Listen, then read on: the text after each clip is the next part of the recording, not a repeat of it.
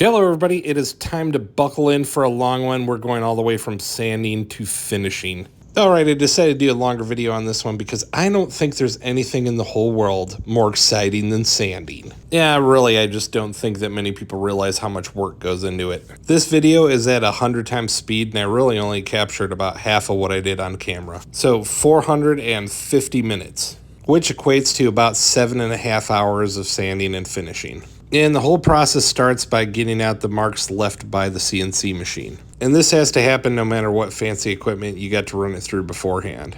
Although the least amount of work is it coming off a CNC machine or a huge drum sander. So from best case scenario to worst case scenario, you're talking about the difference of maybe 2 hours of sanding that you have to do. And with the CNC, I'm at the shorter end.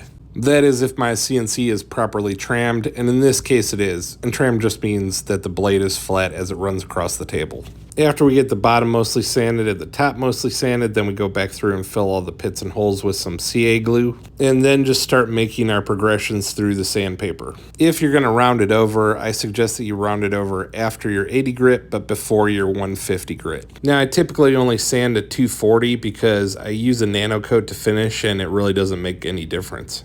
And it could actually work against you because it means you'll get less penetration from your Rubio monocoat. So the key to successful application on Rubio is to put both sides on in the same day.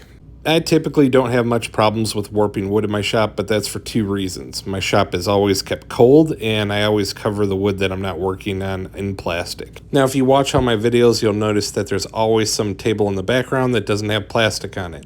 And that's because I do all my work on the same day, so typically when you're seeing my videos, I am spreading the videos out over a matter of days for things that I completed in the same day.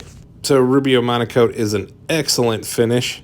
It's a 2-part linseed-based hard wax, and they have had some massive success over the last couple of years, which has prompted a whole bunch of imitators to pop up. So I'm curious to see how those turn out because they got to be less expensive than Rubio because it is an arm and a leg. Speaking of legs, I finished the legs for this table at the same time with the Rubio Monocoat. And I was doing this while I was waiting for my cleaning solution to dry on the table. Rubio smells amazing. It smells like linseed oil, but I love the smell of linseed oil.